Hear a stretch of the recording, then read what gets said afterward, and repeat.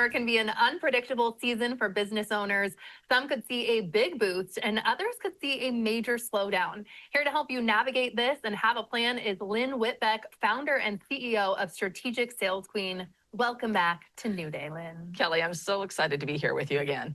Well, we can't wait to get all of your tips, so I want to just get right into it.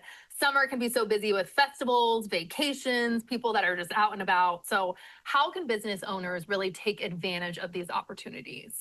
Yeah, well, the very first thing I would recommend is really take a look back at Q2 and really get your numbers. You know, what worked well, what didn't work, maybe something that stalled, because then you have that fact-based evidence to make a decision, because this is Q3 and that summer for many businesses, can create a slowdown in the sense that their clients aren't responding as quickly, their follow-ups are stalling out, their new initiatives may not be getting traction, and they themselves have their own life and family visiting and things to do. So that's why it's really important, so that you can really focus your attention. It makes sense. And what about those that are really trying to build their business online? This is what I feel like so many people are talking about. Well, the number one thing when you're building your business online is to really get in tune with your ideal client and their thinking. At the end of the day, it's the client who makes the decision to buy, and their perspective equals truth. And the first thing you need to do is really understand your ideal client's thinking. And then what is it that they need right now? What's the burning question? What's the thing that keeps them up late at night? And then answer that. Yeah. And in a world of AI, where now the first thing that comes up is the AI search, answer those questions.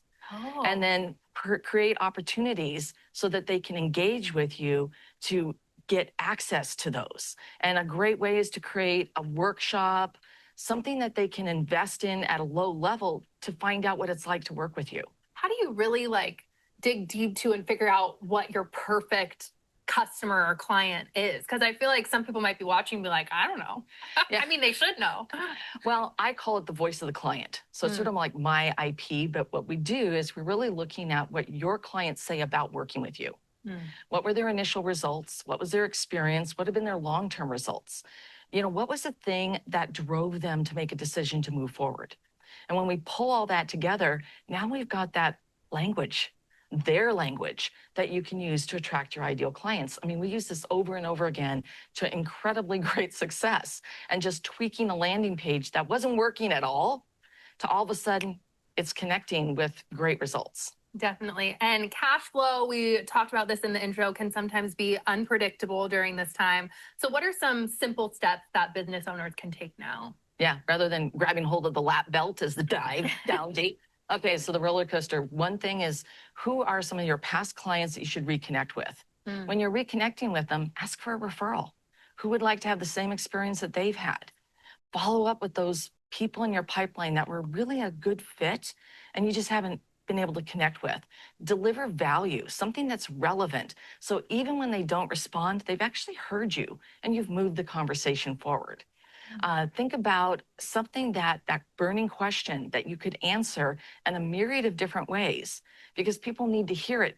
Some people read a blog article, some people will watch a video, some people will watch a TikTok, whatever it happens to be, so that they hear that message wherever they're getting that information, and that can lead them, make sure it has a clear, what's the next step, right? So they can do that. So those are just a tip of the iceberg, tip of the top of the roller coaster. Yeah, exactly. All the tips, you bring them all in. You recommend too people focus on one summer sales priority. How do you decide what sales goal 2 is really going to have the biggest impact? Well, looking back at your Q2 numbers, what are the big goals? Where is there a gap?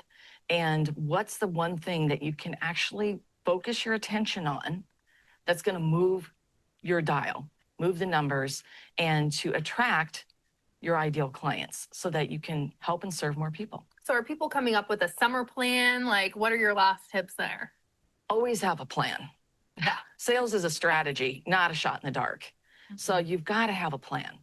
And when you base it on evidence and on what your ideal clients want, need, or lack, and why it matters, so they can what? Then now you've got a much better opportunity to really present with them with the right products and services that are going to make a difference. feel the climate is for small businesses in our area right now, would you say? It's always for those who want to be authentic and lead with their core value and that matches with their ideal client. So I'd say it's awesome. There's always a great opportunity. You know, whatever's going on in the world, that's just yet another distraction. But when we focus on who we serve, why we do it, why we're passionate about it, and what the end result is going to be for them and why it matters to them, whether it's being able to have their business run so they can take a 3-week vacation and go to Paris or somewhere else and not have to think about their business at all. Exactly. Or whether it's growing that legacy business and being able to make a transition in ownership. You know, whatever is going on for them, it's an exciting time.